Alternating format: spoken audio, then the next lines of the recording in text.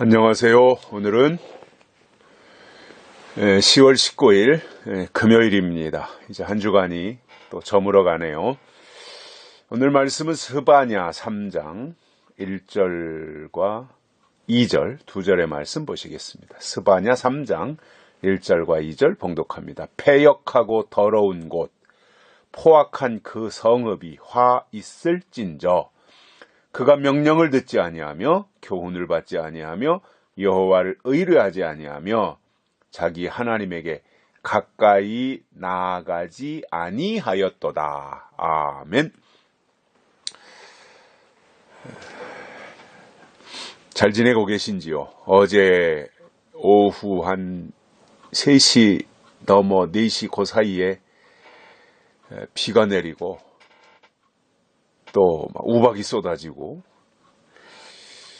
아주 하늘도 컴컴해지고 그러한 날이었습니다. 근데 또 오래 가지 않고 한 2시간쯤 지나니까 또 하늘이 좀씩 개였고요. 근데 이제 비가 오면서 날씨가 또 쌀쌀해질 것이라고 하는 예보가 있습니다. 건강 잘 챙기시고요. 생명은 하나님께 달렸지만 건강관리는 나에게 달렸습니다. 건강은 내가 잘 돌봐야 되고 내가 잘 챙겨야 됩니다. 특히 이제 환절기에는 더 건강 조심 잘 하셔야 되고요. 환절기가 제일 위험하잖아요. 영적으로도 마찬가지거든요. 영적으로 또 환절기가 있습니다. 시기가 바뀌고 시대가 바뀔 때 과도기 또는 환절기라고 하거든요. 그러니까 세상에서도 사계절 보내면서 환절기, 계절이 바뀌는 환절기가 있듯이 영적으로도 그 계절이, 영적 계절이 바뀌는 환절기가 있습니다. 그래서 구약시대가 끝나고 신약시대가 시작될 때 400년 동안의 암흑기, 환절기였고요. 마찬가지로 신약이 끝나고 예수님이 재림하실 때에도 환절기가 있습니다. 그때가 조심해야 될 때입니다. 방심하지 마십시오. 늘 긴장하고 사셔야 됩니다. 악한 마귀는 오는 사자와 같이 삼킬 자를 찾아다니는 시기입니다. 이게 과도기 또는 환절기, 이때가 문제인 거예요. 여기가 좋사오니 하고 내가 그동안 소속돼 있고 지켜왔던 그 시대에서 이제 새로운 것으로 모든 질서와 제도와 법과 명령과 이런 것이 다 바뀌는 때거든요. 한마디로 기온이 바뀌는 거거든요. 그때는 주의해야 될 때예요. 철저하게 주의해야 됩니다. 그래서 우리가 일상생활에서도 느끼는 것이 그거잖아요. 계절이 바뀌는 환절기는요, 먼저 계절을 사는 것이 아니라 앞으로 올 계절을 준비하며 살잖아요. 우리가 지금 10월 이제 하순으로 접어드는 이때를 살고 있는데 얼마 전까지만 해도 여름이었거든요. 그러다가 이제 가을, 초가을이 이제 깊어가고 있고요. 이렇게 점점 추위가 다가오고 있습니다. 그러면 어떻게 해요? 두툼한 옷을 꺼내 입고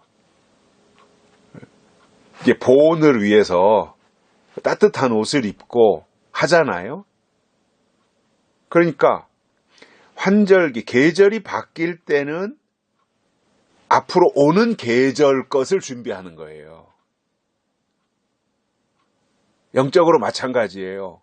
시대가 바뀔 때 오는 시대의 것을 준비하는 게 정상인 겁니다. 근데 자꾸 뒤로 돌아가서 지금 영적으로 이제 겨울이 다가오고 안식이 다가오고 있는데 은혜 시대로 돌아가서 여름에 속해가지고 반바지 입고 반팔 입고 말이죠. 이렇게 생활한다면 그게 역행하는 거예요. 그게 불법인 거예요. 자, 오늘 여기 본문에서도요. 스바냐 선지자가 1절에서 이렇게 말하죠. 패역하고 더러운 곳, 포악한 그 성읍이 화 있을진저 자, 하나님이 화를 내리시는데, 화가 있는데 그 화가 어디에 임하느냐 하면 패역하고 더럽고 포악한 성읍에 임한다 이겁니다.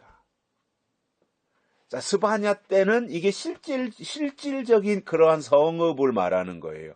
그런데 이것이 신약에 와서는 성읍이 어디냐? 교회예요. 교회가 성읍이에요. 이것이 이제 그 초대교회가 시작되어지고 신약이 시작되어지고 은혜 시대가 시작되어지고 마가다락방에 성령 임해서 성령 시대가 시작되어질 그 무렵, 그래서 교회가 이제 막 새로 탄생되어지고 거기 하나님의 성령의 역사가 충만하고 그 성령으로 말미암아 하나님 앞에 헌신하려고 하는 사람들이 나타났을 그 무렵에는 다 순수했어요.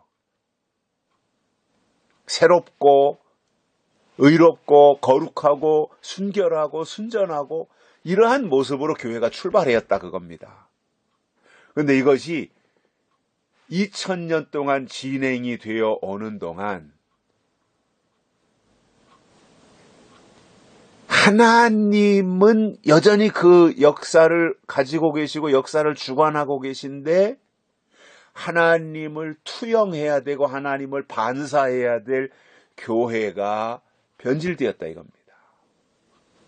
왜? 여러 가지 기복신앙이나 WCC나 이러한 그 인본주의나 이러한 것들이 교회 안에 침투에 들어와서 그것이 그 부패하게 하고 변질하게 하고 그러한 세속적 바이러스가 교회에 침투해 와서 교회를 무너뜨리는, 이것이 이제 악한 사탄의 공격을 받게 된 거죠.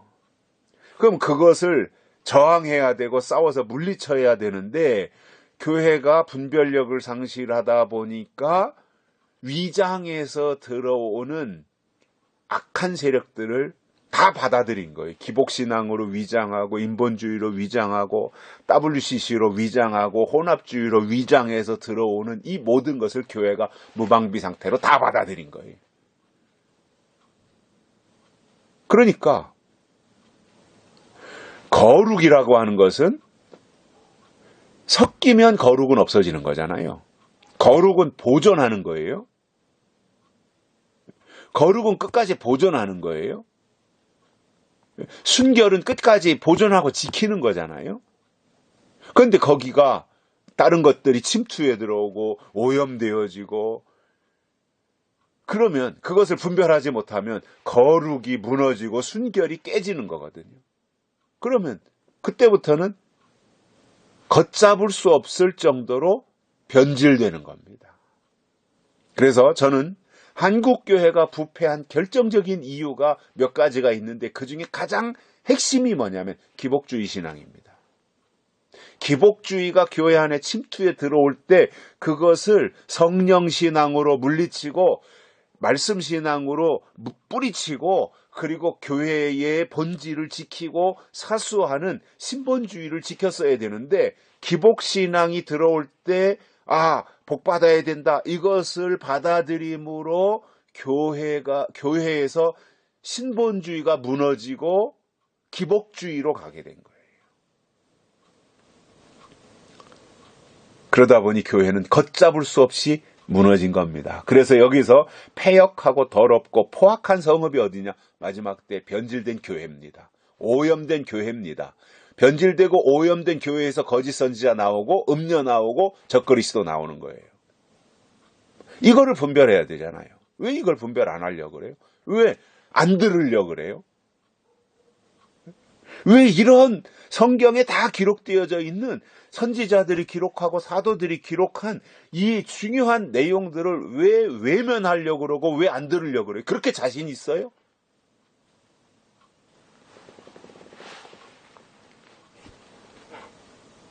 저는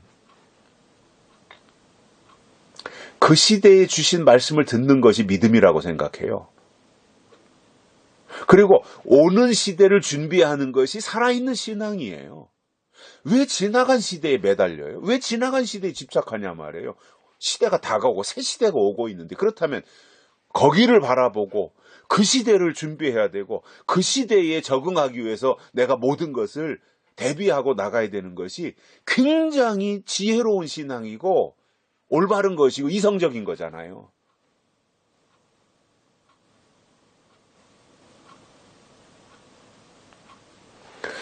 그러한 성읍은 화가 있어요. 심판당한단 말이에요. 여기서 화는 심판당해요. 한번 생각해 보십시오. 믿는다고 했었는데 교회 가서 봉사하고 충성하고 예배 빠지지 않고 11조하고 헌금하고 헌금도 가지수가 얼마나 많아요. 큰 교회 갈수록 헌금 종류도 무지하게 많아요. 별 헌금 다 만들어 놓고 세금 숫자보다 헌금 숫자가 더 많다 그러잖아요. 큰 교회. 아무튼 이렇게 표현하면 안 되지만 제가 이렇게 표현하면 안 되지만 우리끼리니까 이해할 수 있는 분들이 이 방송을 들으시니까 이야기한다면 착취하는 거죠. 로마 교황청이 착취한 거나 과거에 중세 때 예배당 짓는다고 성당 짓는다고 착취한 거나 지금 이 시대에 헌금 종류를 잔뜩 만들어 놓고 뺏어가는 거나 무슨 차이가 있습니까? 그런데 그렇게 빼앗기고 착취당하고라도 내 영이 하나님께 속하고 내 영을 하나님이 기뻐하시고 내가 하나님 나라에 갈 수 있다면 그건 괜찮은 거예요. 그런데 애썼는데 그 성읍이 화를 당할 때 그 성읍에 속한 자도 똑같이 화당하는 거예요. 소돔과 고모라 성이 심판당할 때, 유황불로 심판당할 때 그 소돔과 고모라 성 안에 있던 사람들은 다 유황불로 심판당했어요. 누가 살았어요? 그 불심판이 떨어지기 전에 거기를 탈출한 롯과 딸들이 사는 거예요. 화 있을 성읍에 머물러 있으면 그 성읍이 화당할 때 같이 화당한다니까요. 심판당한다니까요. 사는 길이 뭐예요? 탈출하는 거예요. 거기서 벗어나는 거예요. 자, 그 화를 당한 그 사람들을 보시자고요. 그 성읍이 어떠한 성읍이었는가, 어떠한 사람들이 화를 당했는가 2절에서 너무나 자세하게 설명하고 있어요. 그가 명령을 듣지 아니하며 교훈을 받지 아니하며 여호와를 의뢰하지 아니하며 자기 하나님에게 가까이 나아가지 아니하였도다. 이게 화 당하는 성읍이고 마지막 때 심판받는 신자들이고 교회라 말입니다. 마지막 심판, 교회 심판입니다. 이거 잊어버렸다가는요, 크게 당합니다. 교회 심판입니다. 다시 말하면 믿는 자 심판입니다. 어느 성읍에 속했냐 이거예요. 불심판 당하는 성읍에 속했냐? 아니면 하나님께 속했냐? 계시록적으로 표현하면 해를 입은 여자에게 소속이 되었느냐? 아니면 음녀에게 소속이 되었느냐? 하나님이 마지막 때 그거 반드시 추궁하십니다. 지금 방심할 때 아닙니다. 긴장할 때입니다. 우리 대한민국 나라 꼴을 보십시오. 이게 정상적인 나라입니까? 이 책임이 어디에 있어요? 교회에 있는 거예요.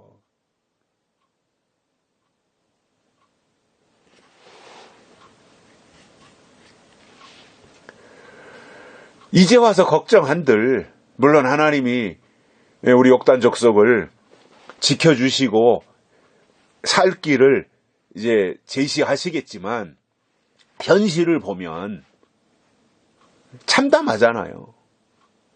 하나님이 보실 때 우리 현재 대한민국이 얼마나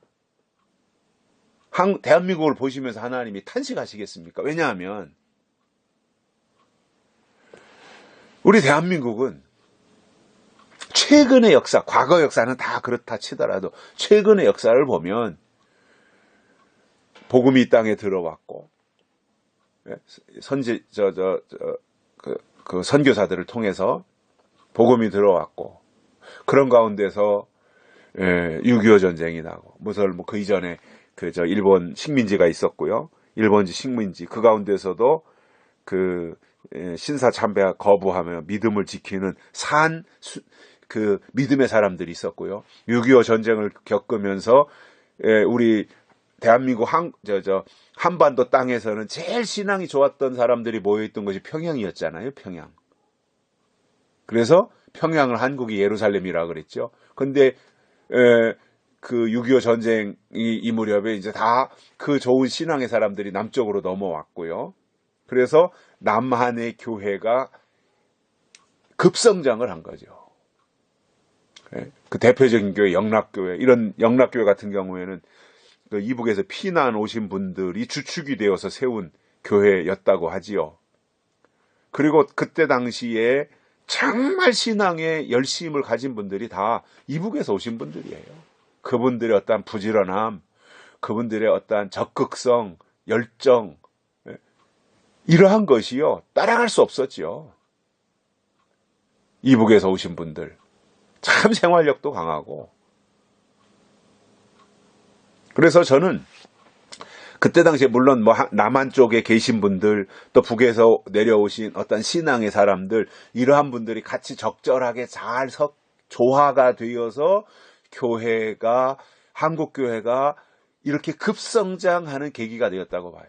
그 밑바탕에는요, 이렇게 한국 교회가 급성장한 밑바탕에는 사실은 6.25라고 하는 전쟁이 있었던 거예요.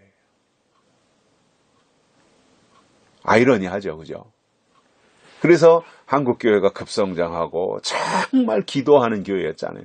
삼각산, 이 대표적인 서울의 기도처였잖아요. 삼각산의 기도의 목소리가 끊기지 않았었잖아요, 과거에. 저도 신학생 때 삼각산에 올라가서 철야 기도하고 했었는데, 전두환 때 이제 삼각산 기도원을 다 폐쇄시켜버렸고요. 뭐 핑계가 될지 모르지만 그러다 보니까 이제 기도가 점점 식어졌고, 그러면서 이제 그 국가가 더 점점 발전하고 급성장한 거죠. 이건 세계가 깜짝 놀랄 정도로 급성장한 겁니다. 부러워한 겁니다. 88 서울올림픽을 계기로 해서요. 이 참 88 서울올림픽 되게 하나님이 하신 거예요. 지금 이렇게 돌아보면 88 서울올림픽 이전에는 그 공산권과 민주권, 미국을 중심으로 한 민주주의 국가와 소련을 중심으로 한 공산주의 국가가 딱 나눠져 있었잖아요. 그래서 동유럽 쪽은 다 공산주의 국가잖아요. 헝가리, 폴란드, 뭐 루마니아 이런 데가 다 뭐 공산주의 국가예요. 그러니까 그 이전에는 서울 올림픽 하기 이전에는 민주주의 국가에서 올림픽을 하면 공산주의는 참석 안 하고, 공산주의 국가에서 올림픽을 개최하면 민주주의는 안 간 거예요. 반쪽짜리 올림픽이 됐던 거죠. 그런데 우리나라 대한민국에서 한 서울 올림픽이 기가 막히게도 88년도에 올림픽을 했는데, 민주주의 국가와 공산주의 국가가 같이 다 참석한 올림픽 대회가 서울올림픽이에요. 그래서 그때 노래가 뭐예요? 손에 손잡고 벽을 넘어서, 이런 노래도 하면서 정말 그때 공산주의도 참석하고 민주주의도 참석해서, 이게 그동안 반쪽으로 나눠져서 하던 올림픽이 서울올림픽을 계기로 해서 온쪽 올림픽이 되어가지고, 그때부터는 계속해서 이제 하나의 올림픽으로 온전하게 하게 됐는데, 88년도 서울올림픽을 계기로 해서 동유럽의 공산주의 국가들이 이 우리 한국이라고 하는 나라를 올림픽을 하기 위해서 선수들도 왔고 관광객들이 와가지고 기절초풍한 겁니다. 왜냐? 식민지 겪었죠. 6.25 전쟁 겪었죠. 그리고 나서 얼마 되지도 않아서 완전히 폐허가 됐던 나라였고, 아주 국민소득도 제 밑바닥이고 가난한 나라, 헐벗은 나라, 이렇게 나라로 다 알고 있었는데, 와서 보니까 이렇게 급성장한 대한민국, 이렇게 발전한 대한민국을 보면서 세계 언론이 깜짝 놀란 거예요. 정치권이 깜짝 놀라고, 특히 공산주의를 가지고 있는, 이념을 가지고 있는 동유럽 국가들이 깜짝 놀라 기절초풍한 겁니다. 거기서 깨닫는 게 뭐냐? 아하, 사회주의, 공산주의에서는 나라가 발전할 수 없구나. 민주주의를 해야 나라가 발전하는 거야. 이렇게 폐허가 됐던 대한민국이 발전한 것은 미국과 손잡고 자유민주주의를 했기 때문에 이렇게 발전한 거구나. 이 자본주의를 해야 되겠구나. 그래서 그때부터 깨닫기를 시작해가지고 동독이 무너지면서 제일 먼저 독일이 통일이 되었고요. 헝가리, 폴란드, 체코, 이러한 공산주의 국가가 무너지고 소련이 무너지고 그래서 해체된 거예요. 그 공산주의가 무너지는 그 핵심의 자리에 누가 있었냐? 대한민국이 있었다는 사실이에요. 88 올림픽이 그겁니다. 굉장히 역사적으로 중요한 거예요. 성경적, 신앙적으로도 중요한 거예요. 근데 그렇게 된 기점이 이제 교회가 살아있었고, 기도가 살아있었고, 믿음이 살아있었고, 그런 정점이 이제 그 무렵이었는데, 그 이후로 이제 나라가 더 발전하고, 그리고 국민소득이 올라가고, 그러면서 이제 먹고 살만해지고 하니까 영적인 생활이 느슨해지기 시작했고, 기도가 점점점 식어지기 시작했던 것이고요. 그러다가 이제 국민소득 2만 불 넘어가고, 이제 뭐 2만 8천 불, 2만 9천 불, 뭐 이렇게 지금 이야기 하잖아요. 그러니까 국민소득 2만 불이 넘어간 것은 우리 국가가 부강해진 거니까 국민소득이 2만 불이 넘어간 것은 좋은 일인데, 그때부터 교회는 무너진 겁니다. 왜냐? 국민소득이 2만 불이 넘어가면서 주 5일제가 된 거예요. 그러니까 영적인 생활은 무너지는 거예요. 교회는 무너진 거예요. 손실이 많은 거죠. 그러다 보니까 교회가 형식적으로 직분을 가지고 있기 때문에 내가 교회 중직이니까 뭐 할 도리는 해야지 하지만 그 속에 있는 하나님을 향한 사모함이나 열정이나 간절함이나 이런 것은 점점 식어진 겁니다. 그러니까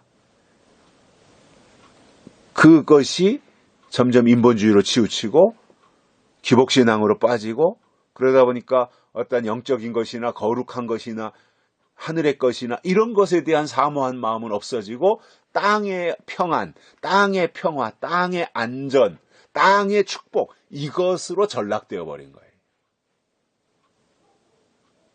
그러니까 그 결과가 어떻게 나타나는 거예요? 그가 화이슬 성읍입니다. 하나님의 명령을 듣지 아니하고 교훈을 받지 아니하고 여호와를 의뢰하지도 아니하고 하나님께 가까이 나아가지도 아니했다라는 겁니다. 저는 이 부분에 대한 설명은 생략할래요. 시간이 길게 지나가니까. 이랬다 말입니다. 곰곰이 생각해 보십시오. 명령이 제일 중요하잖아요. 명령이 생명이잖아요. 명령 안 들어요. 명령은 하나님이 시대마다 주시거든요. 그러니까 그 시대에 주시는 명령을 듣고 지키는 게 믿음이다 말이에요. 근데 명령이 없는데 무슨 믿음이 있어요? 명령이 약속으로 오거든요. 약속이 있어야 믿음이 있는 건데 약속이 없는데 무슨 믿음이 있어요? 명령이 없는데 무슨 약속이 있어요? 저는 지금 이 시대의 가장 큰 모순과 가장 큰 문제점을 무엇이라고 보느냐 하면은 형식적인 신앙입니다. 그래서 우리가 지금 알게 모르게 무뎌져 가고 있고 이미 다 영적인 것이 무너졌는데, 그러다 보니까 제가 가장 두려워하는 게 뭐냐면 기독교의 캐토릭화예요. 기독교가 캐토릭처럼 되어지는, 천주교처럼 되어지는, 이게 가장 무서운 겁니다. 그래서 우리는 하나님이 주시는 것을 듣고 간직하고 지켜야 됩니다. 어떤 면에서는요, 목숨 내놓고 사수해야 되는 거예요. 이게 신앙이에요. 무엇을요? 하나님이 그 시대에 주신 법과 말씀을, 하나님이 그것을 기뻐하신다라는 겁니다. 오늘 또 이러한 각오를 가지고, 이러한 결심을 가지고 하나님 앞에 합당히 여김을 받기 위해서 세속적인 것들에 대해서는 이렇게 좀 물리치고 뿌리치고, 거룩한 것, 영적인 것에 대해서는 더 다가갈 수 있는, 그래서 하나님과 좀 더 가까워지고 근접해지는 그러한 이 하루가 되시기를 바랍니다. 감사합니다.